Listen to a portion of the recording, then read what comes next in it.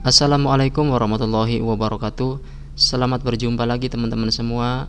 Kali ini kita akan membahas tentang bagaimana cara untuk mengganti foto profile yang terdapat pada user akun kita pada Erapor Kurikulum Merdeka. Jadi caranya sangat mudah teman-teman. Yang pertama adalah kita buka terlebih dahulu. Kita buka terlebih dahulu Erapor Kurikulum Merdekanya seperti ini. Kemudian kita masukkan username dan passwordnya.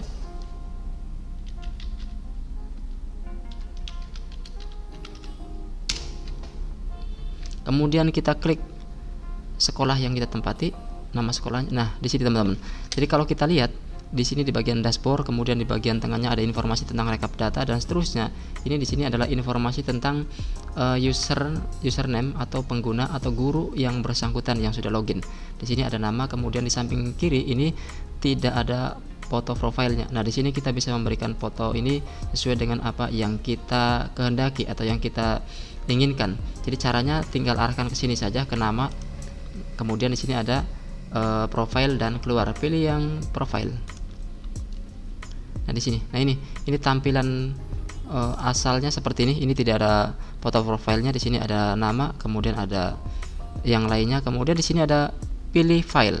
Nah, dalam mengganti foto profile ini ada ketentuan yang harus diperhatikan oleh kita, yaitu tentang format filenya harus berjenis JPG atau JPEG atau PNG, dan ukurannya ini adalah maksimal 1 MB.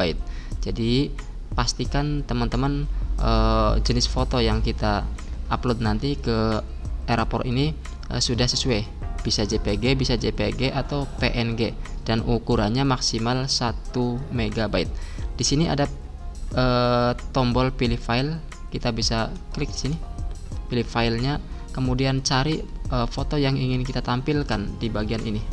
Ya, kita klik yang ini. Nah, ini, kemudian ini JPG.